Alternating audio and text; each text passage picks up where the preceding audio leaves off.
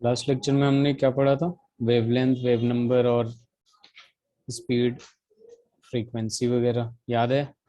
Yes sir. हाँ sir. चलिए, तो उसमें क्रेस्ट रफ वगैरह सब कुछ बता दिया था। उस पर थोड़ा सा रिवीजन करा देता हूँ। Basically nu is equal to, आप लोगों ने एक फॉर्मूला देखा होगा frequency, nu is equal to C by lambda, ठीक है। और you can also write lambda equals to c upon nu. Fawaz, ये न्यू क्या कहता है, क्या होता है ये? फ्रीक्वेंसी, ठीक है। और एक और फॉर्मूला देखा होगा आपने, nu is equal to 1/t reciprocal of time period.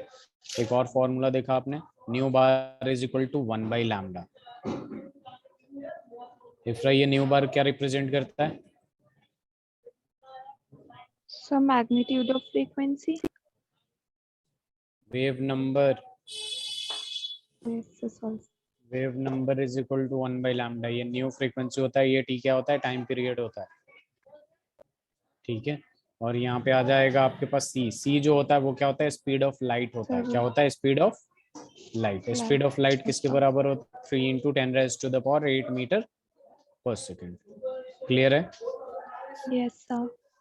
अब देखिए, यहाँ पे बात आती है इलेक्ट्रोमैग्नेटिक वेव्स की। किसकी बात आ रही है? EMW कह लेंगे, इलेक्ट्रोमैग्नेटिक वेव्स, या फिर इलेक्ट्रोमैग्नेटिक स्पेक्ट्रम भी कहते हैं। इलेक्ट्रोमैग्नेटिक स्पेक्ट्रम, EM स्पेक्ट्रम कह सकते हैं। तो अब देखिए, इलेक्ट्रोमैग्नेटिक वेव्स की जब बात करते हैं हम लोग, तो यहाँ पे कितने टाइप्स के वेव्स होते हैं, ठीक है, उन सब की बात होगी, ठीक है। तो उसको याद करने का सबसे सिंपल तरीका ये है कि एक सेंटेंस के नेमोनिक है, ठीक है, ऐसे लिख सकते हैं, कॉलेज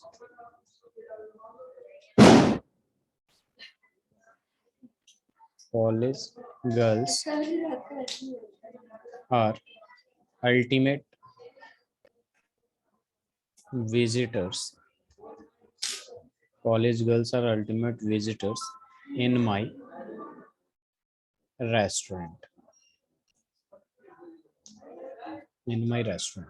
तो यहाँ देखिए, बेसिकली C फॉर कॉस्मिक हो जाता है, G फॉर गामा हो जाता है, और ऐसा रेस्टोरेंट तो है नहीं मेरे पास, तो इसे कैंसिल कर देंगे, तो ये क्या हो जाएगा? एक्स रेज हो जाएगा, ठीक है। ये U फॉर अल्ट्रा वायलेट हो जाता है, V फॉर विजिबल हो जाता है, I फॉर इंफ्रारेड हो जाता है, M फॉर माइक्रोवेव्स हो जाता है, और R फॉर रेडियो वेव्स हो जाता है।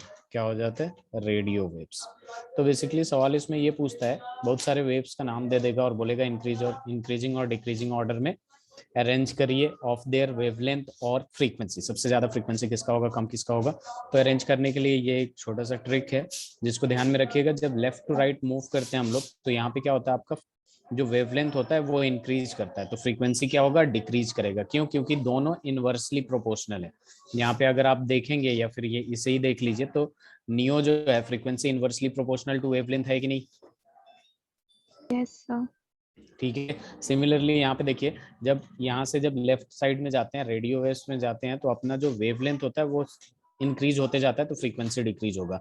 सिमिलरली राइट टू लेफ्ट आएंगे तो अपना फ्रीक्वेंसी इंक्रीज होगा और वेवलेंथ क्या होगा? डिक्रीज होगा। समझ में आया क्या? यस आवाज? हाँ सर। चलिए, तो ये सब तो लिखवा चुका था, वेव नंबर वगैरह, फॉर्मूला वगैरह। अब इसे कर लीजिए, हाँ इसे लिख लीजिए, और हो जाए तो बताइए।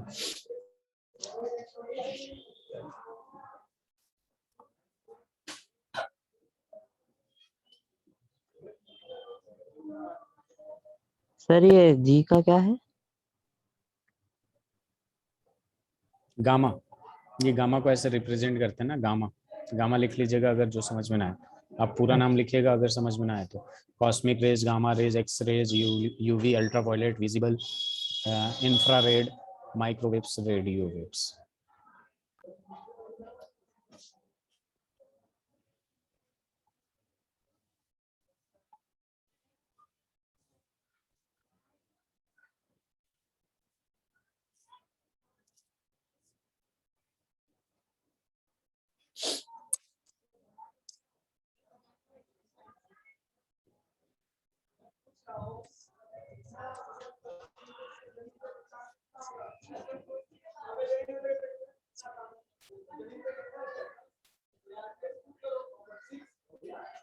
Done, sir. हो गया फवाज? फवाज हाँ हो गया सर। चलिए अब कुछ क्वेश्चंस करते हैं। बेसिकली वो जो फॉर्मूला मैंने लिखवाया था उस पे क्वेश्चन करते हैं। कैलकुलेट न्यू बार। न्यू बार का मतलब क्या हो जाएगा? वेव नंबर, ठीक है। एंड फ्रीक्वेंसी न्यू दे रखा है of yellow radiation, of yellow radiation having a wavelength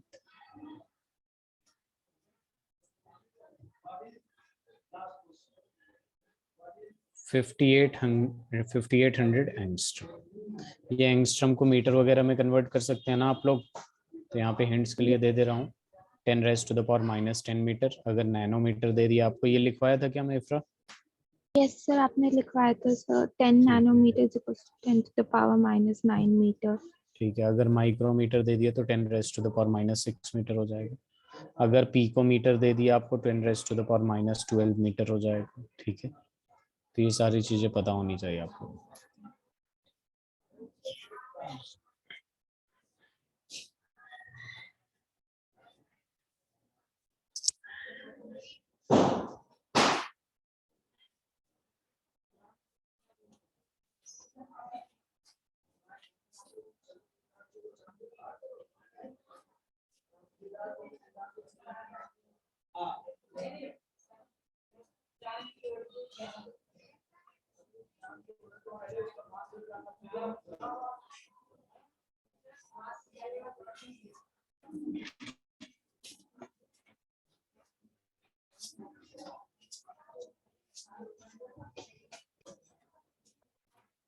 बताऊं मैं या हो गया?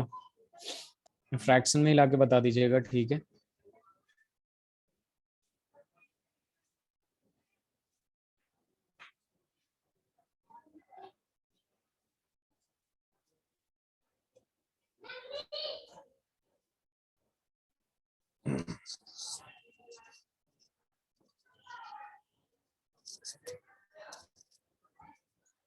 फवाज सर बता दो सर, बता दो। बता दो। हाँ यहाँ की क्या गिवन है? लैम्डा गिवन है 5800 एंगस्ट्रम। सबसे पहले हम लोग क्या करेंगे, इसको मीटर में कन्वर्ट कर लेंगे। 5800 into 10 raise to the power -10। तो ये basically 58 into 10 raise to the power -8 लिख सकता हूँ कि नहीं मीटर में? वेवलेंथ बताइए। Yes, sir. Very good. अब यहाँ देख लीजिए, आपने सही किया Ifra. Nu bar is equal to क्या होता है? 1/λ। ये तो डायरेक्ट फॉर्मूला पता है ना हमें। तो यहाँ पे क्या कर देंगे, nu bar is equal to 1/58 into 10 raise to the power -8 metre, ठीक है। नीचे रहेगा तो यहाँ पे हाँ बेसिकली सर। होगा क्या, 1/58, और इसको ऊपर ले जाएंगे तो ये पॉजिटिव हो जाएगा, पर मीटर हो जाएगा न्यू बार का आंसर। अब इसको डिवाइड करके फ्रैक्स वो डेसिमल में ला सकते हैं आप लोग, ठीक है। अब देखिए यहाँ पे फ्रीक्वेंसी पूछ रखा है। फ्रीक्वेंसी का तो डायरेक्ट फॉर्मूला है ना, nu is equal to c/λ। C का वैल्यू कितना होता है? 3 into 10 raise to the power 8। और लैम्डा का फॉर्मूला कितना होता है? 5800 into 10 raise to the power -10। तो ये क्या हो जाएगा? 3 into 10 raise to the power 8 divided by, इसको क्या लिख सकते हैं, 58 into 10 raise to the power -8, ठीक है। ऊपर मीटर, सॉरी यहाँ पे क्या हो जाएगा, ऊपर जो है आपका बेसिकली मीटर पर सेकंड है, ठीक है। क्या है आपका? मीटर पर सेकंड, और नीचे मीटर, मीटर से मीटर कैंसिल। अब इसको देखेंगे तो ये क्या हो जाएगा, 3/58, और ये जाके ऊपर पॉजिटिव हो जाएगा तो ऐड होके क्या हो जाएगा, पर सेकंड हो जाएगा। तो इतना फ्रीक्वेंसी हो जाएगा कि नहीं? Yes, sir. बहुत आसान है। चलिए इसे लिख के बताइए, फिर स्लाइड चेंज करता हूँ, फिर नेक्स्ट क्वेश्चन पे चलेंगे।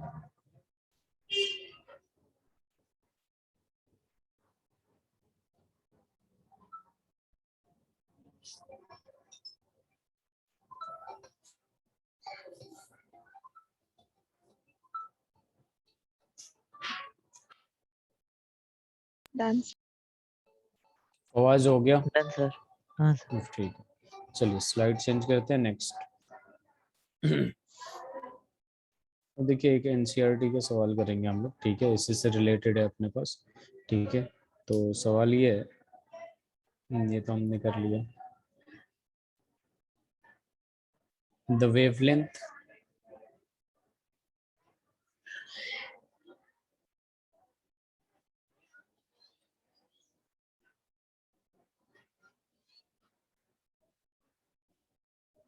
range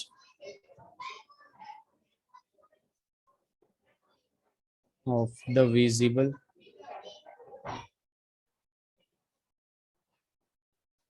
spectrum extends from violet, which is 400 nanometer, to red, which is 750 nanometer. Express these wavelengths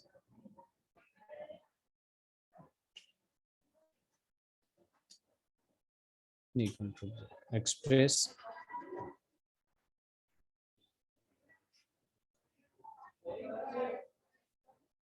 these wavelengths in frequencies.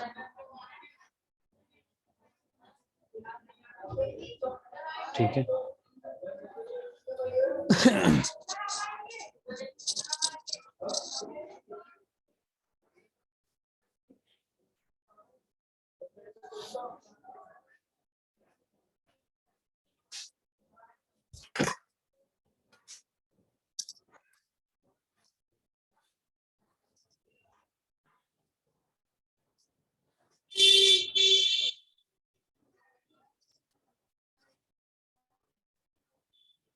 हो जाएगा। Yes, sir.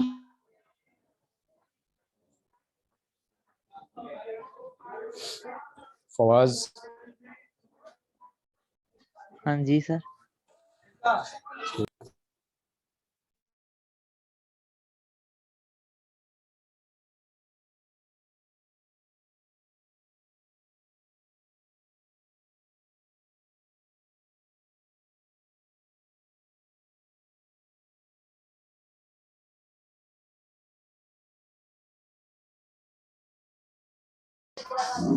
हो गया।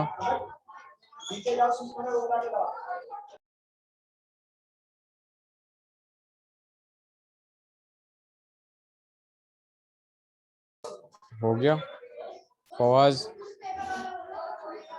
बहुत ही आसान सवाल है ये। सर नहीं नहीं। यहाँ क्या दे रखा है, वेवलेंथ दे रखा है, आपको फ्रीक्वेंसीज पूछ रखा है दोनों का, express this wavelengths in frequencies. तो यहाँ पे फ्रीक्वेंसी इज इक्वल टू क्या होता है, सी बाई लैम्डा। तो यहाँ पे फ्रीक्वेंसी सबसे पहले हम किसका निकालेंगे, वॉयलेट का, तो वी लिख देते हैं, और frequency is equal to C by lambda.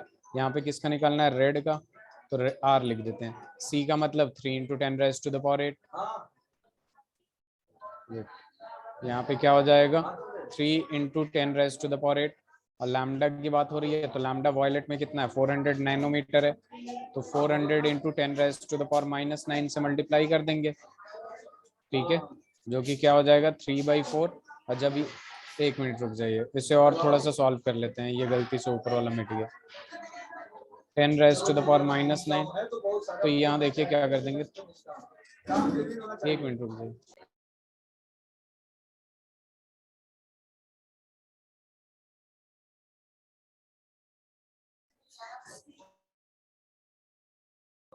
Disturbance जा रहा है, हेलो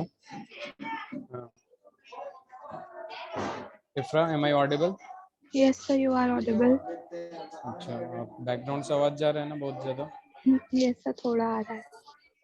बस थोड़ी देर में अभी सही हो जाएगा।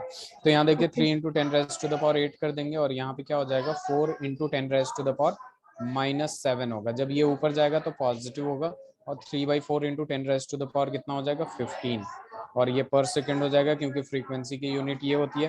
तो ये वॉयलेट वाला निकल गया। अब रेड वाला निकालना है, तो nu red is equal to क्या हो जाएगा, सी बाई लैम्डा। तो 3 into 10 raise to the power 8, और जो आपका वेवलेंथ है रेड वाला 750 नैनोमीटर है, तो यहाँ क्या हो जाएगा 750 into 10 raise to the power -9, तो यहाँ पे क्या हो जाएगा 3 इंटू 10⁻8 अपॉन में आ जाएगा आपका 75 इंटू 10⁻8। अब इसको थोड़ा सा और सॉल्व कर लेंगे, 3/75 इंटू 10⁻16, क्योंकि फवाद ये ऊपर जाके पॉजिटिव हो जाएगा, तो इसको और सिंप्लीफाई कर लेंगे, 25 20 टाइम्स में चला जाएगा, तो 1/25 इंटू 10⁻16 पर सेकेंड, इसे लिख लीजिए आप लोग।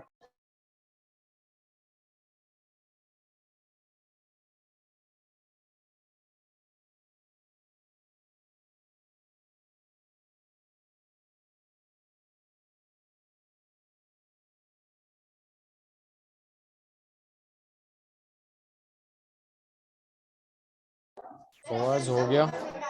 Done sir. हो गया फवाज सर, हो गया। ओके, मैं नेक्स्ट क्वेश्चन दे रहा हूँ, ठीक है।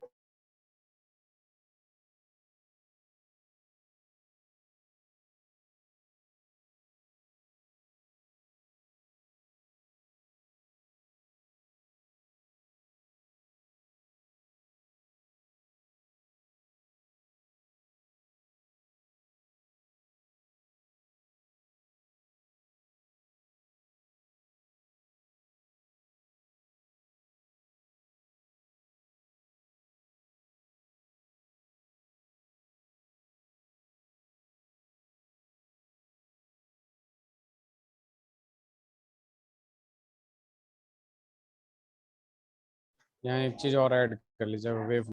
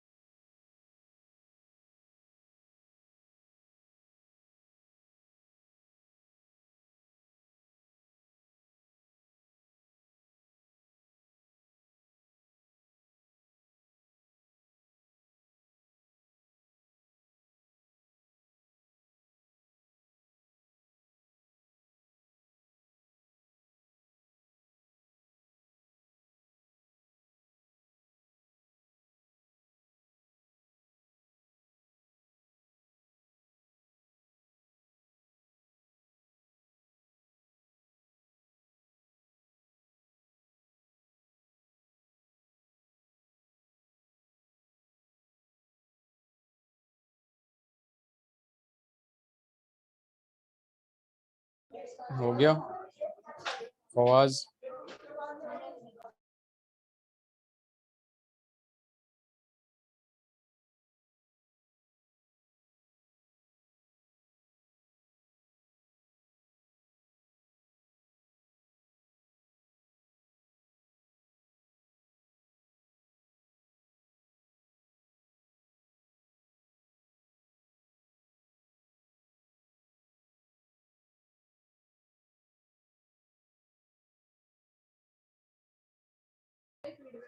हो गया?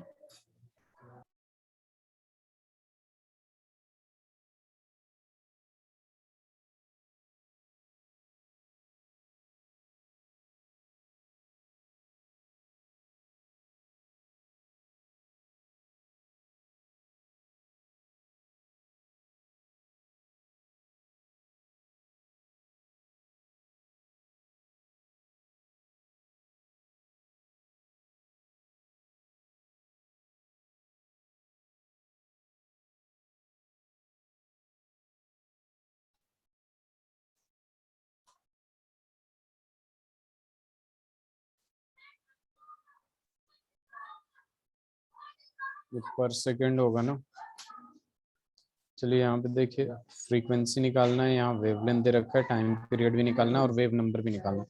वेव नंबर तो बहुत ही आसान है आपका, nu bar is equal to क्या हो जाएगा 1/λ।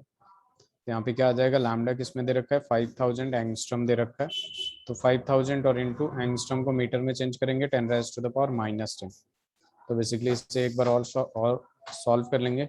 10⁻⁻10 मीटर यहाँ आएगा, और फिर आपके पास क्या हो जाएगा 1/5 इंटू 10⁻7 पर मीटर, और इसे सॉल्व कर लेंगे 0.2 10⁻7 पर मीटर। देन अपने पास ये भी आ जाएगा 2 इंटू 10⁻6 पर मीटर। तो इस तरीके से कर लेंगे फवाज। ठीक है सर। दूसरा वाला निकाल के बताइए।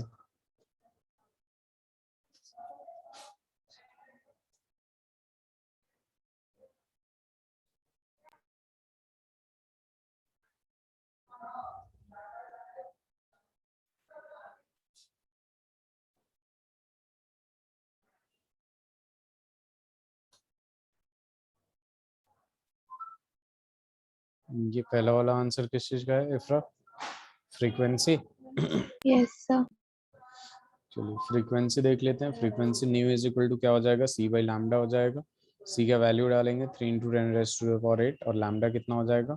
5000 इंटू 10⁻⁻10। ये मीटर आएगा और ये मीटर पर सेकंड। तो यहाँ पे देखेंगे हमारे पास क्या हो जाएगा, मीटर से मीटर कैंसिल हो जाएगा, सेकंड नीचे आ जाएगा और इसे थोड़ा सा और सॉल्व कर लेते हैं। 3 into 10⁻8 upon 5 into 10⁻⁻7।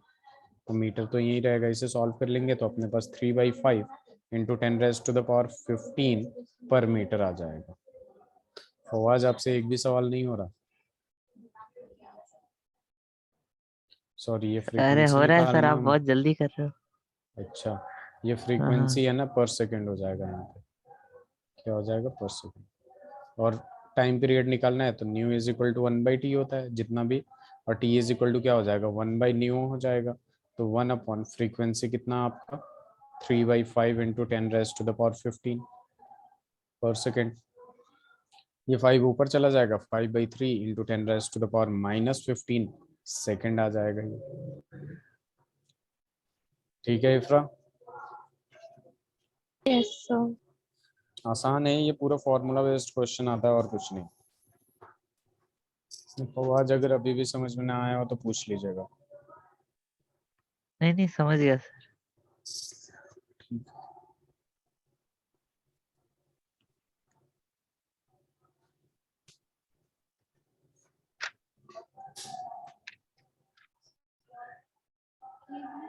Done, sir. Fawaz आपका? हाँ जी, हो गया सर। चलो, क्वेश्चन है, if A has wavelength is 4000 angstrom and B has wavelength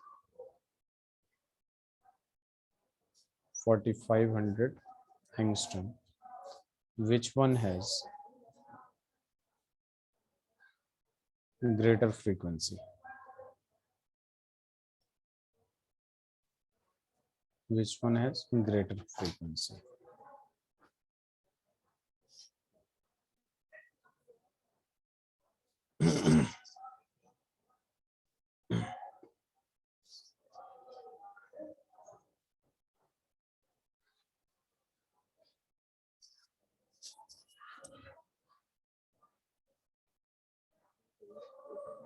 हो गया? Sir, A will have more frequency. A will have more frequency. कितना होगा frequency?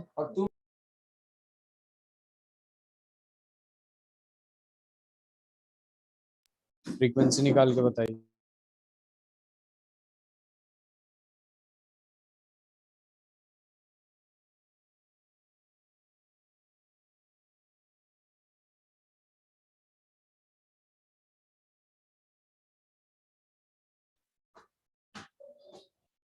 फवाज, ए का ज्यादा फ्रीक्वेंसी कैसे होगा?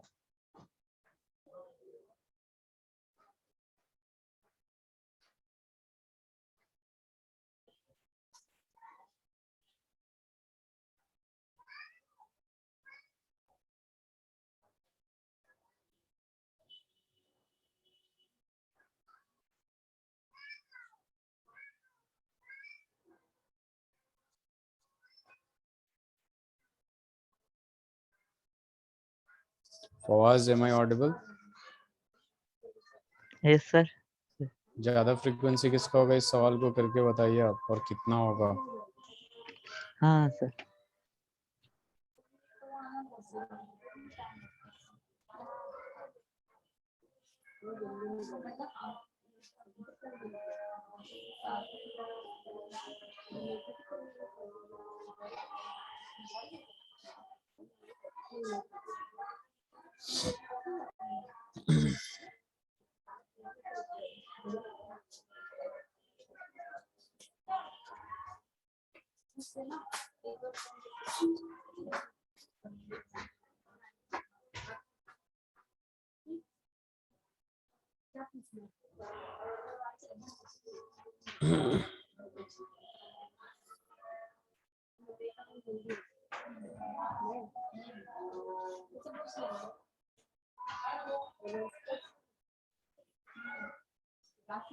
हो गया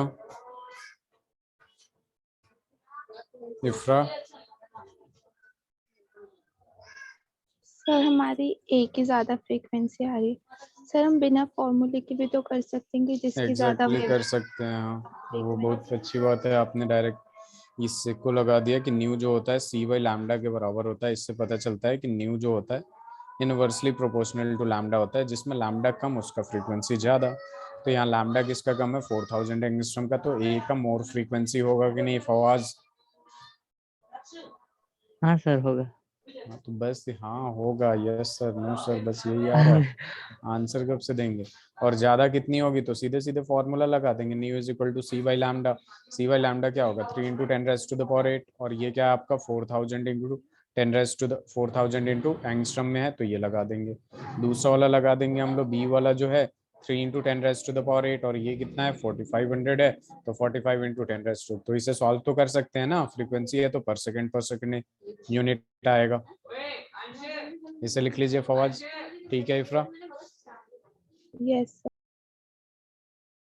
चलिए लिख लीजिए, तो बताइए जरा।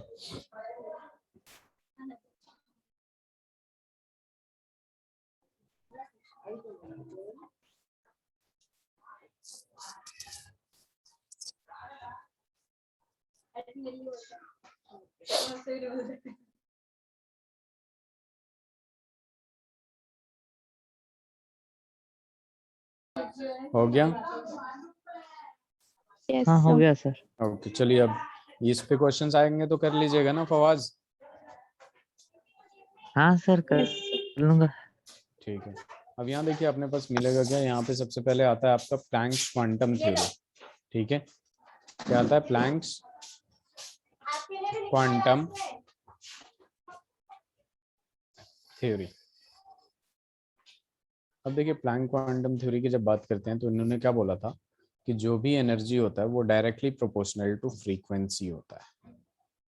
ठीक है, और ये जो प्रोपोर्शनलिटी साइन को हटाते हैं तो यहाँ पे एक कांस्टेंट आता है जिसको हम लोग कहते हैं प्लैंक्स कांस्टेंट। ठीक है, तो यहाँ पे देखिए ई जो होगा बेसिकली वो क्या होगा? एनर्जी होगा। क्या होगा? एनर्जी होगा। और न्यू जो होता है वो होता है आपका फ्रीक्वेंसी। क्या होगा? फ्रीक्वेंसी होगा। ठीक है, और ये जो एच होता है ये होता है आपका प्लैंक्स कांस्टेंट। क्या होता है? Planck's constant. और इसकी वैल्यू जो होती है वो होती है आपकी 6.6 इंटू 10⁻⁻34 जूल सेकेंड होती है एच की वैल्यू। ठीक है, अब यहाँ पे फोकस करिएगा, ये बेसिकली बात करता है स्मॉल पैकेट्स ऑफ एनर्जी की, जैसे सनलाइट जो है।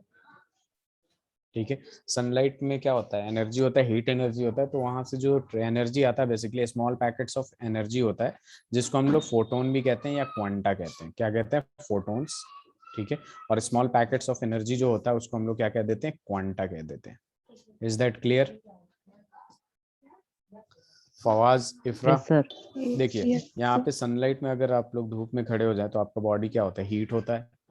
तो हीट होता है यानी हीट एनर्जी मिल रहा है, वो कहाँ से मिल रहा है? यस। सनलाइट जो है स्ट्राइक कर रहा है। तो सनलाइट जो स्ट्राइक कर रहा है तो वो basically small packets of energy में आता है, जिसको क्वांटा और फोटोन्स कहते हैं। ठीक है, इज दैट क्लियर? अब देखिए यहाँ पे अपने पास क्या आ जाता है, इंपॉर्टेंट ये है E is equal to H nu, एक फॉर्मूला आ गया आपका। ठीक है, but we already know that nu is equal to C by lambda.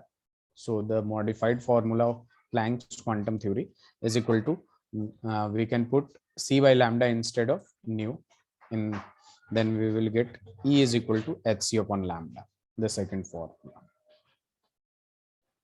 Okay, yes sir. चलिए इससे लिख लीजिए।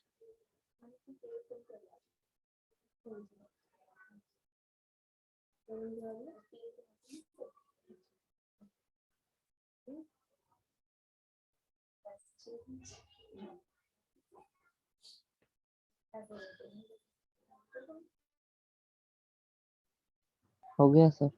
हो गया। अब देखिए यहाँ पे अपने पास क्या आता है कि E equals to H nu लिखा हूं तो I can also write E is equal to 1 h nu लिख सकता हूं मैं।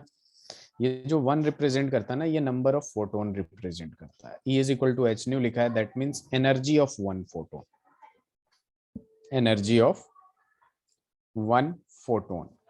ओके अब यहाँ पे देखिए E इज इक्वल टू, मैं अगर एन एच न्यू लिख दिया, दैट मीन्स एनर्जी ऑफ कितना फोटोन है ये, sir n photon. N photon, energy of n photon. तो कभी कभी क्या करेगा, आपको टोटल एनर्जी गिवन होगा और फ्रीक्वेंसी यहाँ रुक जाए पहले। E is equal to we can also write n h C upon lambda लिख सकते हैं।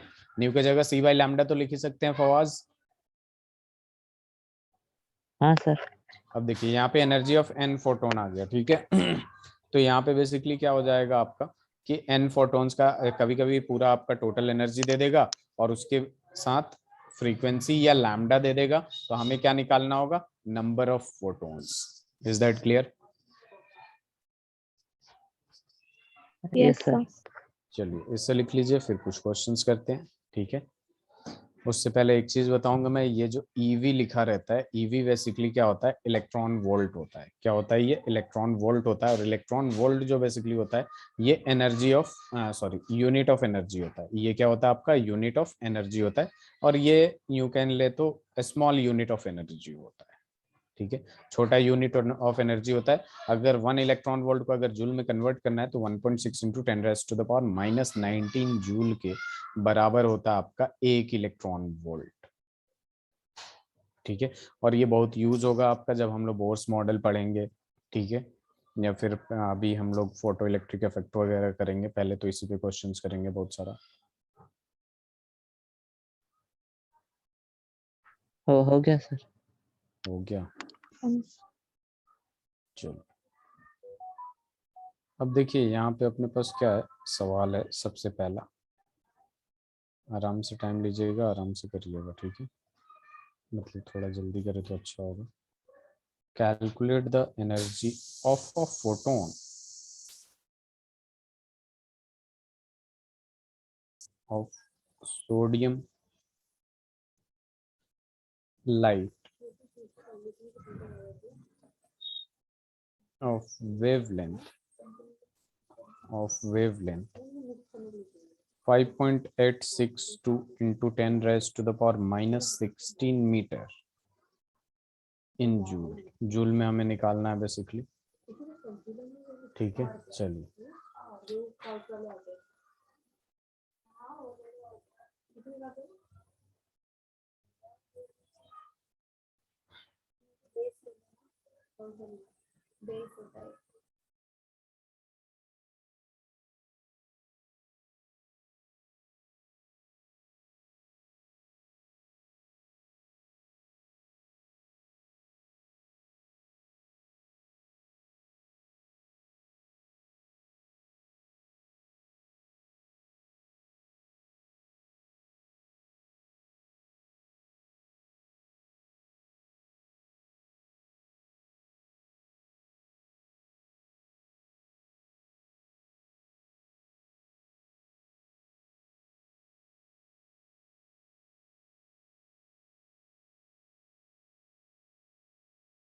हो गया। सर एक मिनट।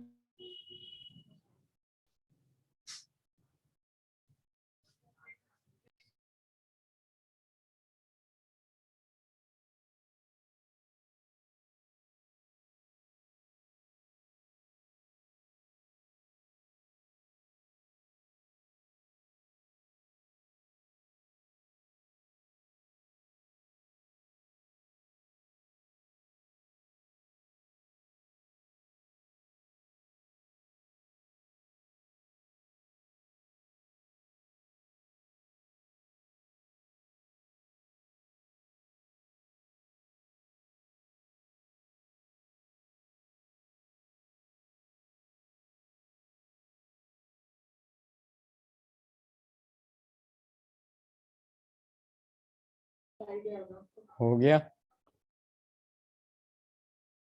सर हमारा 9.9 into 10 to the power -10 divided by 2.913 आ रहा है। Wait minute, repeat it, 9.91। Sir चलिए मैं एक बार कर लेता 9.9। हूँ। चलिए, calculate the energy of a photon. एक फोटोन का एनर्जी निकालना है, ये फॉर्मूला रखिएगा, E is equal to NH nu better है, ठीक है। और चूंकि फ्रीक्वेंसी गिवन नहीं है तो सीधे सीधे NHC अपॉन लैम्डा लगा देंगे, ठीक है। और ऑफ ऑफ फोटोन है तो सीधी सी बात है, N इज इक्वल टू अपने पास क्या दे रखा है, 1 दे रखा है। तो अपने पास फवाज ये क्या हो जाएगा, E is equal to HC upon lambda. H का वैल्यू रख देंगे 6.6 into 10 raise to the power minus 34 joule second. और C का वैल्यू तो हमें पता है 3 into 10 raise to the power 8। C का मतलब पता है ना, yes sir, speed of light. Speed of light. और लैम्डा जो है आपका दे रखा है 5.862 into 10 raise to the power minus 16। तो ये जूल में ही आएगा, तो यहाँ पे देख लेंगे 3 6 जा 18, 3 6 जा 18 और 1 19.8 into 10 raise to the power minus 34 और प्लस 8, ये क्या हो जाएगा माइनस का 26 divided by 5.862 into 10 raise to the power minus 16, ये ऊपर जाके पॉजिटिव होगा। तो basically 19.8 into 10 raise to the power minus 10 बचेगा डिवाइडेड बाई 5.862। अब इसे डिवाइड कर लीजिएगा, ये मेरे ख्याल से 3 पॉइंट समथिंग आएगा। 9.9 और 2.913। 9.9 into 10 raise to the power minus 10 upon 913। 2.913। तो ये 3 टाइम्स ऑलमोस्ट चला जाएगा, 3 point something into 10 raise to the power minus 10 joule आ जाएगा कि नहीं यस सर। फवाज? हाँ सर, बस हाँ मेरा भी सर यही आने वाला था। आने हाँ, वाला मैं था। थोड़ा स्लो कर रहा हूँ तो आप इतना थोड़ा फास्ट पता फास्ट नहीं कर। कैसे लिख रहे हो आप। अरे मैं तो इफ्रा भी तो फास्ट लिख रही है, थोड़ा सा फास्ट करिए आप भी। करना हाँ क्या है, ये वाला तो कर ही सकते हैं हम, मैं ये थोड़ी कह रहा हूँ कि डेसिमल में लाके बताइए। आप बस ये कर दीजिए, ये पावर जो 10 का है इसे सॉल्व करिए, इसको मल्टीप्लाई कर दीजिए और बस यहाँ तक भी बोल दीजिए तो समझ में आ गया। क्योंकि ये 5 3 जब 15 और 5 4 जब 20 हो जाता है, ये 19 है, तो 3 पॉइंट समथिंग और इसे सॉल्व कर लीजिएगा, 10 raise to the power minus 10 ही आएगा, ठीक है। हाँ सर, ठीक है। चलिए नेक्स्ट क्वेश्चन की तरफ बढ़ते हैं हम लोग। अब अपने पास देखिए सवाल क्या है, सवाल कुछ ऐसा है, calculate the frequency, calculate the frequency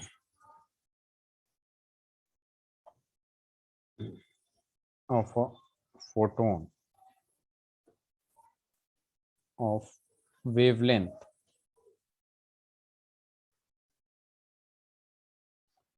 4000 angstrom.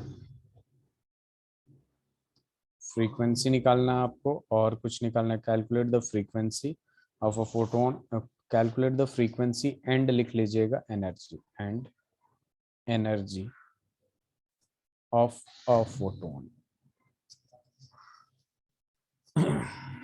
बहुत आसान ही है।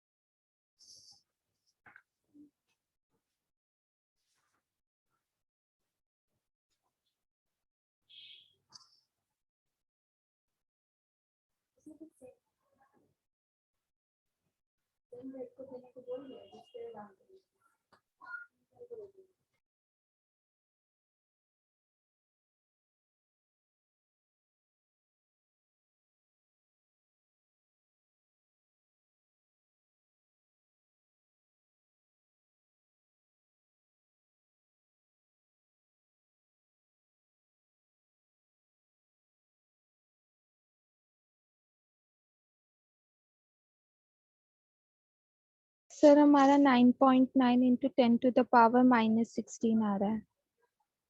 Energy of a 9.9 photon into 10 raise to the power minus 16। और energy of upon, photon sir बस इतना ही आ रहा है। ओके ये क्या आ रहा है आपका, सर ये energy of a photon. Energy of a photon, let me check it. E is equal to सीधे सीधे क्या लगा देंगे, एच न्यू, तो एच न्यू पे तो आएगा नहीं क्योंकि और फ्रीक्वेंसी गिवन नहीं है, तो सर हम एच सी अपन फ्रीक्वेंसी हमारी lambda 3/4 into 10 to the power 15। Per second, ये सब भी बोला करिए, ठीक है। तो एच सी अपन लैम्डा लगा देंगे तो ये क्या हो जाएगा 6.6 into 10 raise to the power minus 34 3 into 10⁻⁸ divided by lambda की जब बात करते हैं तो अपने पास क्या आ जाएगा 4000 इंटू 10⁻⁻10। तो 19.8 आ जाएगा इंटू 10⁻⁻26 डिवाइडेड बाई 4 इंटू 10⁻⁻7। ठीक है, इसको सॉल्व करते हैं थोड़ा सा। 4 4 जा 16 हो जाएगा और 3 बचेगा तो 4 9 जा समथिंग आएगा।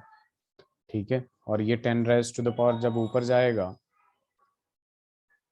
वेट अ मिनट, ओके 8 और 26, ठीक है, ऊपर जाके पॉजिटिव होगा तो ये 19 आएगा ना। सर वो हमने गलती से तब एनर्जी निकाल लेते तो 15 की जगह 18 लिख दिया, उसकी वजह से 16 आ रहा था, वरना 19 है। तो ये जूल में हो जाएगा। फवाज फवाज क्या निकाला आपने? फ्रीक्वेंसी, और फ्रीक्वेंसी वाज हाँ is sir. Equal to C by lambda. तो ये क्या हो जाएगा 3 इंटू 10⁻⁸ और लैम्डा की जब बात करते हैं तो 4000, यानी 4 इंटू 10⁻⁻7 लिख दूं तो कोई दिक्कत? 2 जीरो जो होगा, 3 जीरो वो 10 से माइनस हो जाएगा, तो ये 3/4 इंटू 10⁻15 हो जाएगा कि नहीं फवाज? हाँ सर। अगर ये 10 तो इसको जब सॉल्व करेंगे 0.75 इंटू 10⁻15 पर सेकेंड होगा। ठीक है, तो 7.5 इंटू 10 कितना आएगा? 14 होगा ना। आपने 14। हाँ, आपने गलत लिखा है। हाँ हाँ सर। इफ्रा हो गया। Yes sir. चलिए स्लाइड चेंज करूँ फवाज? हाँ सर। हाँ चलिए, इसमें अब दूसरे एक सवाल ऐसे कर लेते हैं। Which has higher energy? Higher energy किस पे होगा? Of photon, of violet light, violet light with wavelength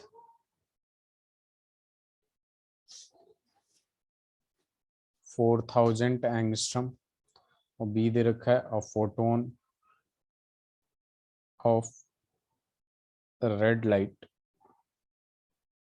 with wavelength 7000 angstrom.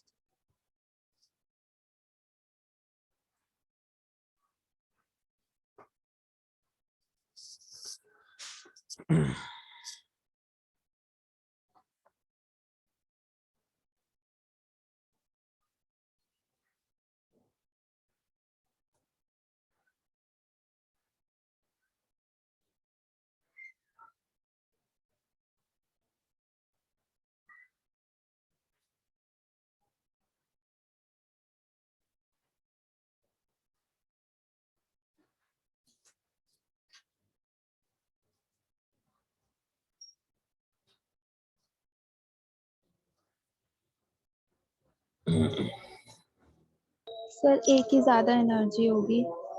एक ही ज्यादा एनर्जी होगी, ठीक है, क्योंकि यहाँ हमें पता है E is equal to H nu is equal to H C upon lambda है। तो जो एनर्जी होता है वो भी फ्रीक्वेंसी की तरह इनवर्सली प्रोपोर्शनल टू लैम्डा है। जिसका लैम्डा कम तो उसका एनर्जी ज्यादा होगा। ठीक है, तो यहाँ पे सॉल्व कर लेंगे अगर सॉल्व करना चाहें तो।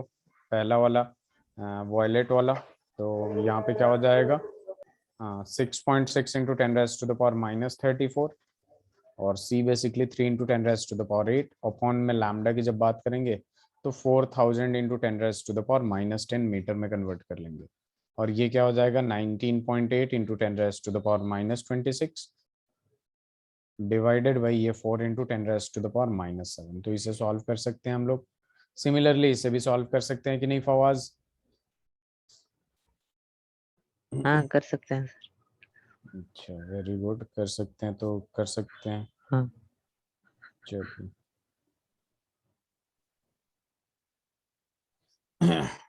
स्लाइड चेंज करूं? हाँ सर। चलिए, तो यहाँ पे देखिए अपने पास क्या आ जाता है, एक क्वेश्चन आ जाता है अलग टाइप का। ठीक है, एनसीईआरटी का सवाल है ये। 100 what bulb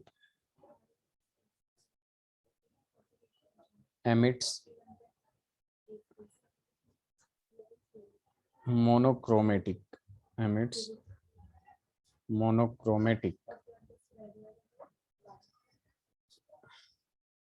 light of wavelength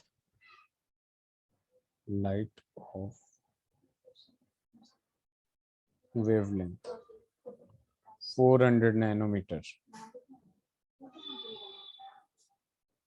Calculate the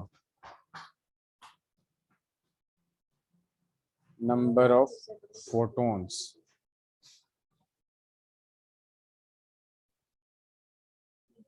emitted per second by the bulb.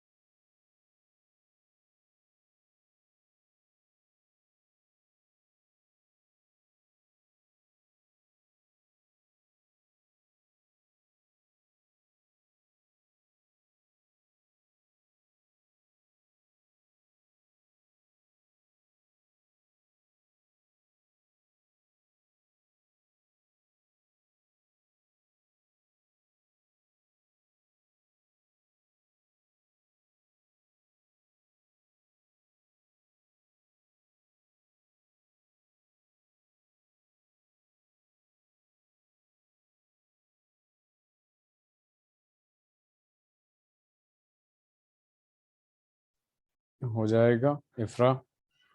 Sir try कर रहे हैं। ओके, फवाज? हाँ सर। हो जाएगा या बताऊं मैं? मैं कर रहा हूँ सर, 2 सेकेंड। ठीक है, 2 सेकेंड।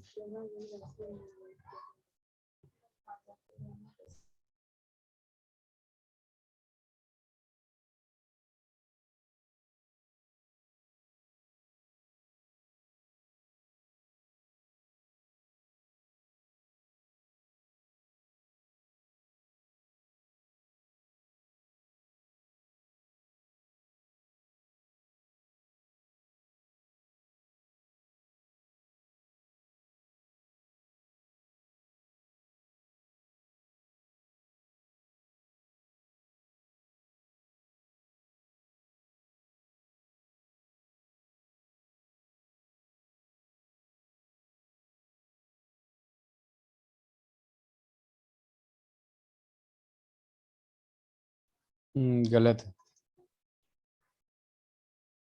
चलिए जरा ये देखिए, यहाँ पे सबसे पहले 100 वॉट बल्ब दे रखा है, दैट मीन्स पावर दे रखा है। और पावर क्या होता है? 100 वॉट होता है, जिसको अगर सही से लिखा जाए, पावर का फॉर्मूला क्या होता है? क्लास 9th में पढ़ा होगा आप लोगों ने, work done upon time upon या फिर एनर्जी अपॉन टाइम। तो बेसिकली ये जूल पर सेकंड का यूनिट जेम्स वाट पे दे दिया गया था। ठीक है, जैसे न्यूटन का ओरिजिनल यूनिट केजी मीटर पर सेकंड स्क्वायर होता है, लेकिन न्यूटन को ऑनर करने के लिए फोर्स का यूनिट दे दिया गया था न्यूटन। तो power is equal to basically क्या दे रखा है? 100 जूल पर सेकंड, जिससे क्या पता चल रहा है कि जो एनर्जी 1 सेकंड में जा रहा है वो एनर्जी कितना है? 100 जूल है कि नहीं, बताइए। Yes sir. तो यहाँ पे एनर्जी टोटल दे दिया, तो E इज इक्वल टू अपने पास क्या हो जाएगा? E is equal to HC upon lambda. और E कितना दे दिया? 100 जूल दे दिया। ठीक है, HC की बात कर रहे हैं तो ये क्या हो जाएगा? 6.6 इंटू 10⁻⁻34। C की बात कर रहे हैं तो 3 इंटू 10⁻8। और लैम्डा कितना है बताइए जरा? Sir 400 nanometre. नैनोमीटर, तो 10⁻⁻9 से मल्टीप्लाई कर देंगे। अब ये 3 से सबसे पहले इसमें मल्टीप्लाई करेंगे, 3 6 18, 3 6 18 और एक 19 into 10 raise to the power minus 26 आ जाएगा, डिवाइडेड बाई ये हो जाएगा 4 into 10 raise to the power minus 7, और ये रहा आपका 100 जूल। ठीक है, अब एक मिनट, सॉरी, यहाँ पे अपने पास क्या है, नंबर ऑफ फोटॉन्स पूछा है ना, नंबर ऑफ फोटॉन्स पूछा है, तो हम एक काम करते हैं, यहाँ पे n लेके चलते हैं, तभी तो नंबर ऑफ फोटॉन्स मिलेगा। टोटल एनर्जी गिवन है तो यहाँ पे भी n आ जाएगा और यहाँ पे भी n आ जाएगा कि नहीं? फवाज, ये n छूट गया था हाँ फवाज। सर। तो n हाँ इज सर। इक्वल टू क्या हो जाए, अभी रुक जाइए, 100 जूल इक्वल्स टू क्या हो जाएगा, 9.8 into 10 raise to the power minus 26 upon में आ जाएगा 4, और ये देखिए 10 raise to the power minus 7 है, ऊपर जाके पॉजिटिव होगा। ठीक है, तो ये क्या हो जाएगा, ऊपर जाके जब पॉजिटिव होगा 10 raise to the power minus 19 हो जाएगा अपॉन में 4, और यहाँ पे n तो मल्टीप्लाई में है जो कि क्या शो कर रहा है, नंबर ऑफ फोटॉन्स। तो n इज इक्वल टू क्या हो जाएगा, 4 इंटू 100 अपॉन में आ जाएगा आपके पास 9.8 into 10 raise to the power minus 19। तो जब ये ऊपर जाएगा, ये 10 रेज टू द पावर 2 है, जब ये ऊपर जाएगा तो पॉजिटिव होगा, तो ये क्या हो जाएगा 4 into 10 raise to the power 21 divided by 9.8 n। अब इसको सॉल्व कर लेंगे तो ये कितने टाइम्स में जाएगा, एक तरीके से देखे तो 4 2 जा 8 पॉइंट, ये कितना हो जाएगा 18 हो जाएगा, 4 4 जा 16 और 4 5 जा 10, 4 5 जा 20, सॉरी। तो ये आ जाएगा number of photons is equal to 1/2.45 into 10 raise to the power 21। तो इसे सॉल्व करके देख लेंगे, नंबर ऑफ फोटॉन्स आ जाएगा।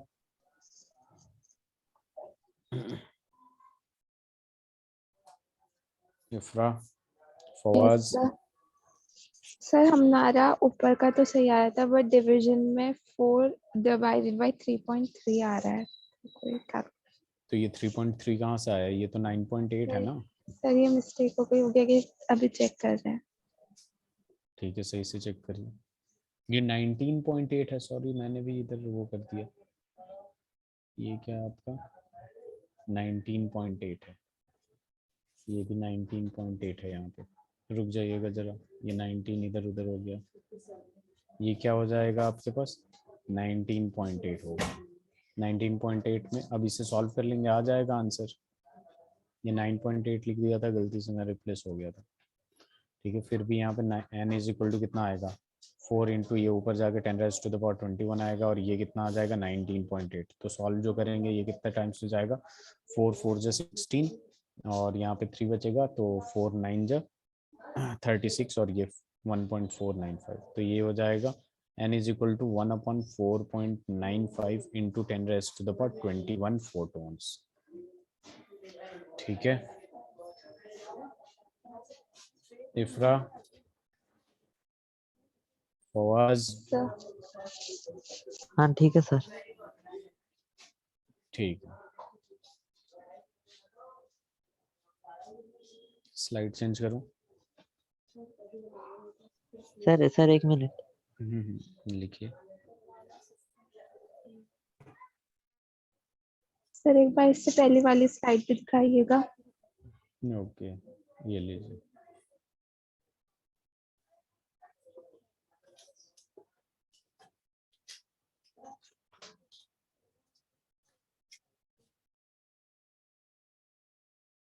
Done sir. ओके, ये लीजिए, फवाज हो जाए तो बताइएगा।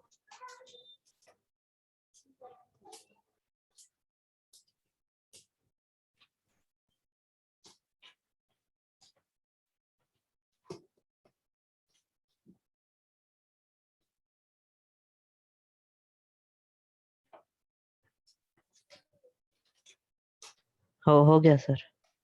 चलो, तो ये क्लियर हो गया हो तो अब हम लोग नेक्स्ट टॉपिक लेंगे, photo electric effect. Photo electric effect. अब देखिए, फोटो इलेक्ट्रिक इफेक्ट क्या होता है, सबसे पहले इसको समझेंगे, उसके बाद कुछ लिखते हैं। जैसे कि मान लीजिए एक मेटल सरफेस है, ये क्या है आपका मेटल सरफेस है, और मेटल सरफेस है तो इसके पास इलेक्ट्रॉन होंगे, सबके पास इलेक्ट्रॉन है, इसके पास भी क्या है, इलेक्ट्रॉन है। अब आपने क्या किया, यहाँ पे बेसिकली क्या हो रहा है कि इंसिडेंट सनलाइट, ठीक है, सनलाइट इस पे कंटिन्यूअसली आ रहा है, जो कि एच न्यू होगा। H new basically energy represent करता है, तो ये सनलाइट बेसिकली क्या करेगा, हीट एनर्जी देगा। तो किसी भी फॉर्म में हो एनर्जी तो एनर्जी होता है। तो अब ये इलेक्ट्रॉन क्या करेगा, एनर्जी यहाँ से गेन करेगा, एनर्जी गेन करता रहेगा। एक टाइम पे जब इसका मैक्सिमम एनर्जी मिल जाएगा, ठीक है, कि जब वो मूव करना शुरू कर दे, ठीक है, पहले तो ये अपने को खुद को सेटिस्फाई करेगा, और जैसे मैक्सिमम एनर्जी मिल जाएगा, ठीक है, जरूरत से ज्यादा मिल जाएगा, तो ये स्टार्ट कर देगा मूव करना। इसी प्रोसेस को हम लोग कहते हैं photo electric effect.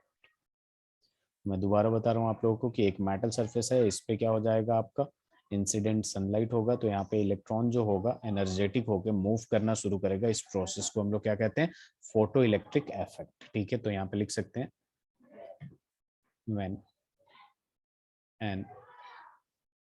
when sunlight incident on a metal surface,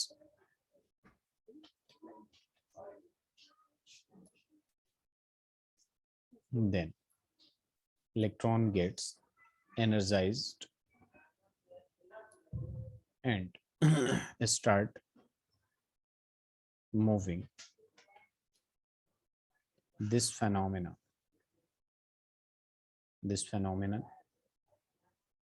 is called photoelectric effect.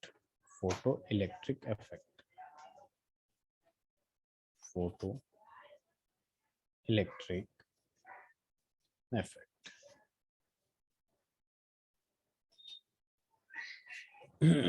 ठीक है।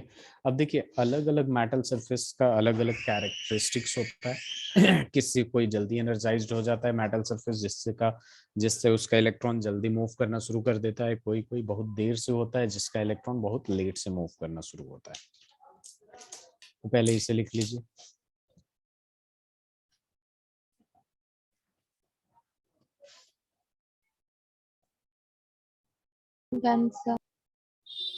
फवाज जी हो गया सर। अब देखिए यहाँ पे होता क्या, जैसे होता ये है कि इलेक्ट्रॉन वोल्ट मैंने पहले ही बता दिया किसका एनर्जी है, स्मॉल यूनिट ऑफ फोटॉन। हाँ, स्मॉल यूनिट ऑफ एनर्जी है। तो यहाँ पे बेसिकली होता क्या है कि जैसे सपोज ये एक मेटल सरफेस है, क्या है ये, मेटल सरफेस, ठीक है। तो मेटल सरफेस है और आपने इसको दे दिया 10 इलेक्ट्रॉन वोल्ट, जबको इसकी जरूरत जो थी, मिनिमम रिक्वायरमेंट था उस इलेक्ट्रॉन को जगाने के लिए, वो था phi is equal to 2 electron volt. ये फाई क्या होता है अभी डिस्कस करेंगे, ठीक है। तो यहाँ पे सबसे पहले फाई डिस्कस करते हैं। फाई को हम लोग कहते हैं बेसिकली, फाई जो होता है ना, वो होता है आपका वर्क फंक्शन। क्या होता है, वर्क फंक्शन, जिसको फाई या फिर डब्ल्यू नॉट से हम लोग रिप्रेजेंट करते हैं, ठीक है। और ये होता है आपको minimum energy required to eject an electron from metal surface is called work function. तो बेसिकली अगर यहाँ फोकस करेंगे आपको तो पता चलेगा कि जैसे 10 इलेक्ट्रॉन वोल्ट आपने इसको एनर्जी दिया और 2 इलेक्ट्रॉन वोल्ट बस इलेक्ट्रॉन को जगाने में लग गया, ठीक है। तो बचा हुआ एनर्जी कहाँ गया, तो ये बात हमेशा ध्यान में रखिएगा। यहाँ पे ई दिया आपने टोटल एनर्जी, तो ई इज इक्वल टू होता ही है 5 प्लस के ई। ये जो ई टोटल एनर्जी आपने 10 दिया, ठीक है, और इसको जो मिनिमम एनर्जी का रिक्वायरमेंट था 2 इलेक्ट्रॉन वोल्ट था, तो बचा हुआ टोटल एनर्जी जो बचेगा, ठीक है, वो काइनेटिक एनर्जी में कन्वर्ट हो जाता है और ये हो जाएगा 10-2 which is equal to 8 electron volt. Kinetic energy में कन्वर्ट हो जाएगा, ठीक है। यहाँ से हम आइंस्टाइन फोटो इलेक्ट्रिक इक्वेशन निकालेंगे, लेकिन उससे पहले अगर वर्क फंक्शन में कोई प्रॉब्लम हो तो पूछिएगा। अलग अलग मेटल सरफेस का अलग अलग वर्क फंक्शन होता है। मतलब कोई मेटल जल्दी हीट हो जाता है, जल्दी एनर्जी गेन कर लेता है उसका इलेक्ट्रॉन, तो जल्दी वो मूव करना शुरू कर देता है, यानी उसको मिनिमम कम, उसका वर्क फंक्शन कम है, ठीक है, उसको कम वर्क फंक्शन कम है। अगर कोई मेटल सरफेस है जो ज्यादा टाइम में हीट होता है, ज्यादा टाइम में उसके इलेक्ट्रॉन स्टार्ट करते हैं मूव करना या इजेक्ट होना, तो उसका वर्क फंक्शन ज्यादा है। लेकिन हर एक मेटल सरफेस का अपना अपना एक अलग अलग वर्क फंक्शन होता है कि इतनी रिक्वायरमेंट होती है मिनिमम। अगर ज्यादा दे दिया आपने तो बचा हुआ एनर्जी, रिक्वायरमेंट पूरी करने के बाद जो बचा हुआ एनर्जी है, ठीक है, वो सारे के सारे काइनेटिक एनर्जी में कन्वर्ट हो जाता है। Is that clear? Yes sir. ये लिख लिया आप लोगों ने? सर फवाद? मिनिमम हाँ मिनिमम एनर्जी रिक्वायर्ड है। हाँ। अब देखिए जैसे मान लीजिए आप कहीं जाते हैं, ठीक है, वर्ल्ड्स ऑफ वंडर पहुंच गए, ठीक है, तो उसका एक मिनिमम टिकट होता है कि नहीं? यस हाँ सर। सर। 500 रुपीज, ठीक है, 500 रुपीज इसका क्या है, टिकट है। अब अंदर जाने के बाद जैसे सपोज आपने 1000 रुपए ले गए, ठीक है, तो उसके बाद अलग अलग जो भी राइड्स लेना है वो ले सकते हैं, ठीक है। तो Yes. हाँ 500 सर। रुपए तो यही मिनिमम खर्चे हो गए। अब कहीं और जाते हैं आप, ठीक है, जैसे सपोज वो कहीं और जाते हैं, ठीक है, किसी और जगह, वहां पे 1000 रुपए हो सकता है टिकट हो मिनिमम, ठीक है, कहीं और जाते हैं हो सकता है 200 रुपया टिकट हो। तो वैसे ही ये वर्क फंक्शन है, एक minimum amount of energy requirement होती है, उसके बाद अगर जितना देना चाहे बाकी सारा का सारा काइनेटिक एनर्जी में कन्वर्ट हो जाता है। जैसे कि आपने एक टिकट लिया इतने का, अगर बस 500 रुपए है तो जस्ट जाके घूम रहे हैं, वहीं पे बैठ के देख रहे हैं, लेकिन ज्यादा लिए हैं तो इधर उधर मूव करेंगे, जो कि काइनेटिक एनर्जी में काउंट होता है। जब भी मोशन में, जब कोई बॉडी मोशन में होता है और उसके पास एनर्जी होता है तो काइनेटिक एनर्जी कहते हैं कि नहीं? Yes sir. हाँ सर। तो ये लिख लिया आप लोगों ने, समझ में आया? Yes sir. हाँ सर लिख लिया। अब देखिए यहाँ पे एक दो नए टर्म आएंगे, ठीक है, और पहला टर्म होगा जैसे थ्रेशोल्ड फ्रीक्वेंसी। क्या होगा आपका? Threshold frequency. Threshold frequency basically हम लोग क्या लिखते हैं, इसको न्यू नॉट से रिप्रेजेंट करते हैं, और ये ना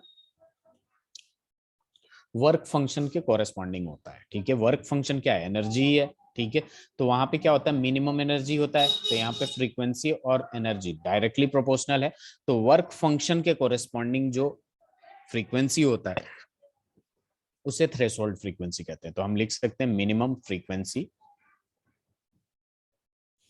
required to eject an electron, to eject an electron, उसे क्या कह देंगे हम लोग? Threshold frequency. यानी वही जैसे थ्रेशोल्ड, ये क्या है? वर्क फंक्शन है, वर्क फंक्शन भी एक एनर्जी है, तो इसका फॉर्मूला लगाएंगे तो एच न्यू नॉट आएगा। अगर फ्री वेवलेंथ में लगाएंगे तो H C upon lambda not आएगा। तो यहाँ पे हम लोग ये भी लिख सकते हैं थ्रेशोल्ड वेवलेंथ, थ्रेशोल्ड वेवलेंथ। इसको उसके टर्म में लिख देता हूं, the wavelength corresponding to work function is called threshold wavelength. तो दोबारा यहाँ फॉर्मूला लिख देता हूँ, आप लोग लिखिए H nu not is equal to H C upon lambda not.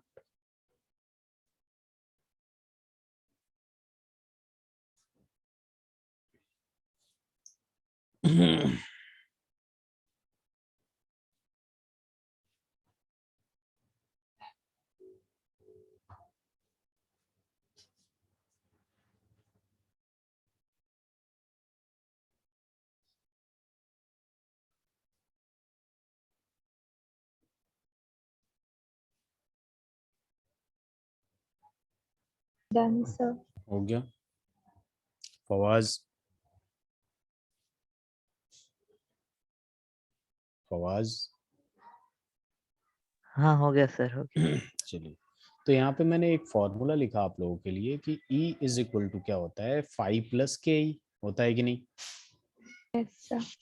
ठीक है, आपने टोटल एनर्जी दिया, ठीक है, अगर टोटल एनर्जी दिया और टोटल एनर्जी अगर इसके बराबर होगा, ठीक है, जैसे सपोज, तो काइनेटिक एनर्जी क्या हो जाएगा? जीरो हो जाएगा। जैसे जितनी की रिक्वायरमेंट है उतना ही दिया आपने, तो काइनेटिक एनर्जी जीरो। लेकिन अगर ज्यादा दिया आपने तो काइनेटिक एनर्जी कुछ ना कुछ होगा। अब देखिए यहाँ पे बेसिकली क्या हो जाएगा, यहाँ पे फॉर्मूला लिख देंगे H nu is equal to क्या हो जाएगा, एच न्यू नॉट, ठीक है, और यहाँ पे क्या हो जाएगा, हाफ एम वी स्क्वायर लिख सकते हैं ना। एच न्यू की जगह एच सी अपॉन लैम्डा भी लिख सकते हैं, is equal to H C upon lambda not भी लिख सकते हैं, और ये क्या लिख सकते हैं, half M V square. 3 formula आ गया, बताइए? Yes sir. ठीक है, ये तो मतलब वही सारे मॉडिफाइड फॉर्म है, सब एक ही से आ रहे हैं। अब देखिए यहाँ पे क्या होगा, अब जैसे इलेक्ट्रॉन को एनर्जी मिलेगा तो ये मूव करना शुरू करेगा, ठीक है, लेकिन हमें इसको मूव नहीं होने देना है। क्या करना है, हमें इसको मूव नहीं होने देना है। तो हम बेसिकली क्या करेंगे, एक जैसे मूव करेगा करंट, ऐसे मूव के इलेक्ट्रॉन मूव कर रहा है, तो अगर वो मूव कर रहा है तो उसको रोकने के लिए उसके अपोजिट डायरेक्शन में फोर्स लगाना पड़ेगा, ना। तो बेसिकली यहाँ एक टर्म आता है जिसको हम लोग कहते हैं स्टॉपिंग पोटेंशियल। क्या कहते हैं, स्टॉपिंग पोटेंशियल। और ये स्टॉपिंग पोटेंशियल होता है ना, जिस डायरेक्शन में इलेक्ट्रॉन मूव करता है उसके अपोजिट डायरेक्शन में अप्लाई करते हैं, ठीक है। अब ये जो काइनेटिक एनर्जी होता है, ठीक है, ये क्या होता है, वर्क डन ही तो होता है। तो अगर काइनेटिक एनर्जी, जितना एनर्जी लेके वो मूव कर रहा है उतना ही वर्क डन उसके अपोजिट डायरेक्शन में कर दे तो वो रुक जाएगा कि नहीं। Yes sir. देखिए आप लोगों ने 9th क्लास में जो ये पढ़ा होगा कि काइनेटिक एनर्जी, पहले वर्क डन निकाला, उसके बाद लिखा होगा आपने this work done will be stored in the form of kinetic energy, या this work done will be stored in the form of potential energy. 11th में भी यही चीज पढ़ेंगे। तो बेसिकली अब वर्क डन निकालेंगे और वर्क डन का वैल्यू जो होना चाहिए वो काइनेटिक एनर्जी के बराबर होना चाहिए ताकि हम उसके बराबर रख सके, ठीक है। तो यहाँ पे देखिए work done is equal to, class 11th में ही पढ़ा आप लोगों ने कि पोटेंशियल पर यूनिट चार्ज, यही पढ़ा है ना आप लोगों ने। सॉरी सॉरी, ये एकदम ही पूरा उल्टा लिख दिया मैं। आप लोगों ने पोटेंशियल का फॉर्मूला पढ़ा है, potential is equal to work done upon charge, पढ़ा है कि नहीं। Yes sir. ठीक है, पोटेंशियल को कैसे, पोटेंशियल डिफरेंस की बात नहीं कर रहा हूँ मैं, बस पोटेंशियल की बात कर रहा हूँ। और चार्ज, यस। चार्ज जब पढ़ते हैं तो पर work done per unit charge is called potential. और W इज इक्वल टू क्या हो जाता है, Q इंटू V हो जाएगा। और यहाँ पे जो चार्ज है बेसिकली, ठीक है, यहाँ पे जो चार्ज है वो क्या है, E है, और V को हम VS से रिप्रेजेंट करेंगे जो कि स्टॉपिंग पोटेंशियल कहलाता है। क्या कहलाता है, स्टॉपिंग पोटेंशियल, ठीक है। अब देखिए यहाँ पे ये जो वर्क डन है it must be kinetic energy के बराबर, it must be equal to kinetic energy. अगर काइनेटिक उस इलेक्ट्रॉन को रोकना है तो इतना बराबर होना चाहिए कि नहीं। यस तो सर। बस यहाँ पे हम क्या कर देंगे, H nu is equal to H nu not, और प्लस में आ जाएगा आपके पास ये काइनेटिक एनर्जी की जगह EVS, और फिर ये ऐसे लिख सकते हैं H C upon lambda is equal to H nu nought plus में, sorry H C upon lambda nought, और प्लस में क्या आ जाएगा EVS। ई क्या है, चार्ज है, ठीक है। और ये क्या है आपका स्टॉपिंग पोटेंशियल है, क्या है ये, स्टॉपिंग पोटेंशियल है। और चार्ज इनटू पोटेंशियल जो होता है वर्क डन के बराबर होता है, और वर्क डन और एनर्जी दोनों का यूनिट सेम होता है joule, they are interconvertible, ठीक है। यस ठीक है सर। सर। चलिए इससे लिखिए जरा।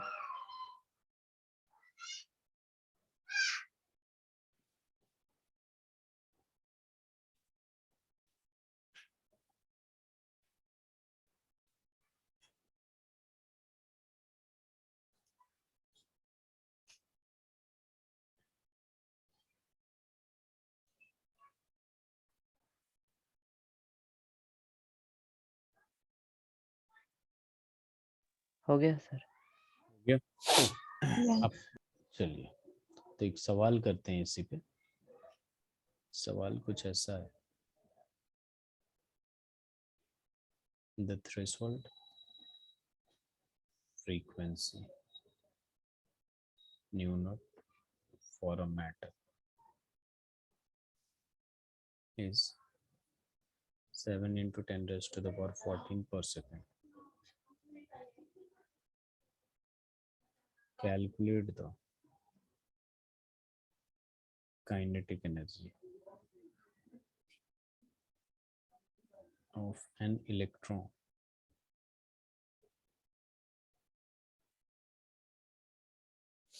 emitted when radiations of frequency nu is equal to 10 raised to the power 15 per second hit the metal.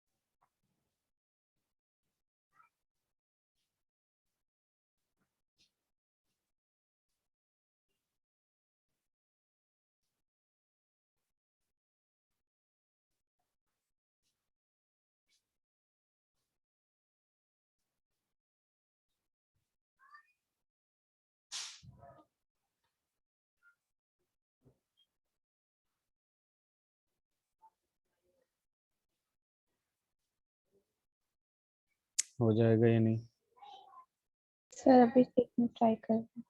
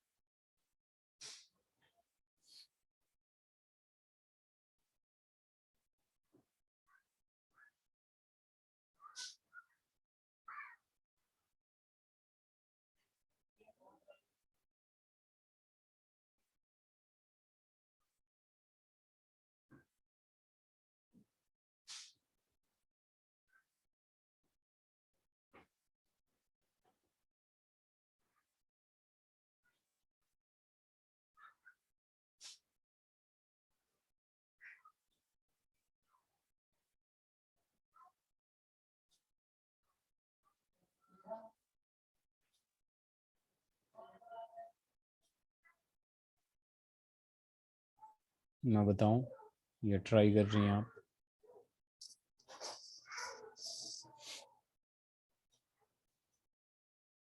Sir बता दीजिए। चल देखिए, इन टाइप के क्वेश्चन को ना सबसे पहले ध्यान से पढ़िए और जो जो गिवन है ना, ठीक है, उसको लिखते चलते हैं। थ्रेशोल्ड फ्रीक्वेंसी दे रखा है, that means new not they रखा है, ठीक है। जरा ध्यान दीजिएगा आप, तो आपको पता चलेगा nu not is equal to कितना दे रखा है, 7 × 10⁻14 per second. And the kinetic energy of an electron, calculate kinetic energy निकालना है, ठीक है। चलिए बात ठीक है, काइनेटिक एनर्जी निकाल लेंगे। अब जो इंसिडेंट रेडिएशन है, मतलब कि यहाँ पे दे रखा है emitted when radiation of frequency this, जो कि आपने फ्रीक्वेंसी जो मेटल पे इंसिडेंट किया है, गिराया है, उसका वैल्यू है 10⁻15 पर सेकेंड, ठीक है। तो दो तरीका है, आप तो इसके corresponding E is equal to H nu निकाल लीजिए, और इसके corresponding phi is equal to H nu not निकाल सकते हैं कि नहीं, और दोनों को एक साथ भी ले जा सकते हैं, ठीक है, डिपेंडिंग अपॉन योर कन्वीनियंस, ठीक है। मैंने क्या किया कि E इज इक्वल टू सीधे सीधे लगा दिया फाई प्लस के। किसी को कोई प्रॉब्लम? काइनेटिक एनर्जी निकालना है, ठीक है फवाज।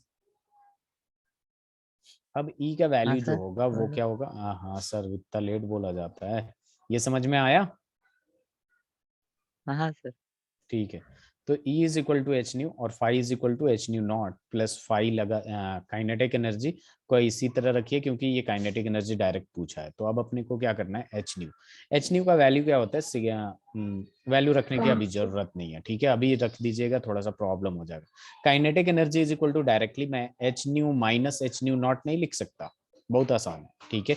सॉल्व करने का तरीका होना चाहिए, नहीं फंसिएगा। अब यहाँ पे इसलिए मैंने नहीं किया क्योंकि दोनों में क्या हो जाएगा, एच कॉमन आ जाएगा और न्यू माइनस न्यू नॉट, ठीक है। ये न्यू वो है जो इंसिडेंट किया, ये न्यू नॉट वो है जो मिनिमम फ्रीक्वेंसी जिससे इलेक्ट्रॉन एक्साइट हो गया होगा, ठीक है। अब जरा सॉल्व करिए, ठीक है। एच को अभी ऐसे ही रखिए, न्यू का वैल्यू देखेंगे तो 10⁻15 आ रहा है आई थिंक, और न्यू नॉट का वैल्यू कितना दे रखा है?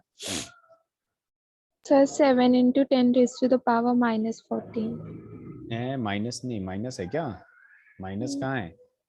सर हाँ, 7 × 10⁻14, ठीक है। अब देखिए यहाँ पे प्रॉब्लम ये आ गया कि अगर पावर सेम होता तो हम कुछ कर लेते, तो करेंगे ना, पावर ही सेम कर देते हैं 10⁻15, और इसको मैं ऐसे लिख सकता हूँ 0.7 × 10⁻15 लिख सकता हूँ कि नहीं फवाज? हाँ सर, लिख सकते हैं शायद। हाँ।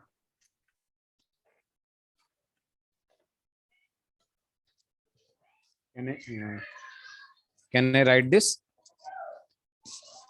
बताइए, एम आई यस सर। ऑडिबल? ठीक है, तो ये अगर हम लोग ऐसे कर लेते हैं, ठीक है, तो बेसिकली यहाँ से भी कुछ कॉमन आ रहा है, तो h × 10⁻15, तो यहाँ 1 बचेगा और यहाँ 0.7 बचेगा, ठीक है। इसको भी कर सकते हैं 14, 10 into 10 raised to the power 14 और 10 raised to the power 14 common ले लेंगे और 10 minus 7 होगा तो 3 आएगा, सेम ही बात पड़ेगा। अब h का वैल्यू रख दे 6.6 into 10 raised to the power minus 34, ये आ गया 10 raised to the power 15 common और ये हो जाएगा 0.3, हो जाएगा ना?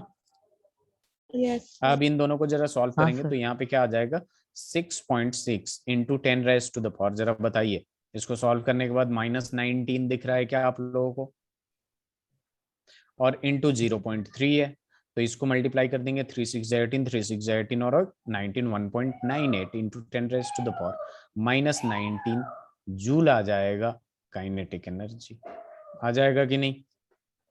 हाँ सर। इफ्रा?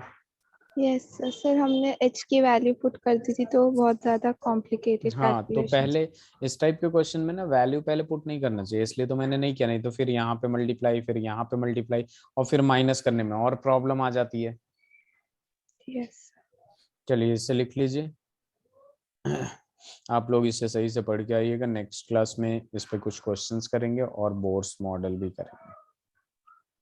बोर्स मॉडल पहले ये लिख लीजिए और कोई डाउट हो तो बात कर लीजिए।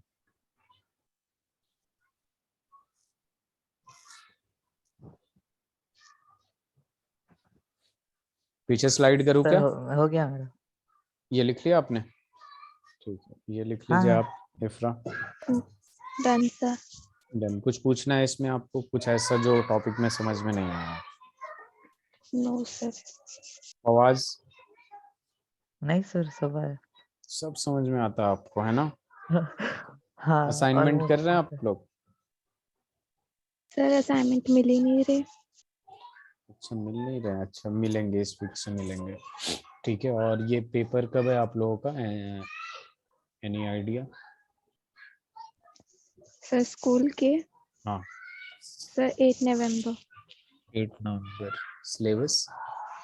Sir chapter 1 2 3 4 from first book and 6 7 and redox reaction, hydrogen or organic chemistry from second book. Wait 6th 7th, यानी थर्मो भी आ रही है आपकी और इक्विलिब्रियम भी आ रही है, और redox and Sir hydrogen and organic chemistry. Sir ये 6th और 7th नहीं आ रहे। redox reaction, organic chemistry, hydrogen, some basic concepts of chemistry, structure of atom. एक मिनट Sir हम सम starting बेसिक से। स्ट्रक्चर, फिर सर उसके बाद केमिकल, थर्ड वाला चैप्टर केमिकल रिएक्शन। नहीं, वो फोर्थ चैप्टर है chemical bonding, third chapter periodic table है। क्लासिफिकेशन ऑफ एलिमेंट्स एंड हाँ, पीरियोडिक। Periodic table.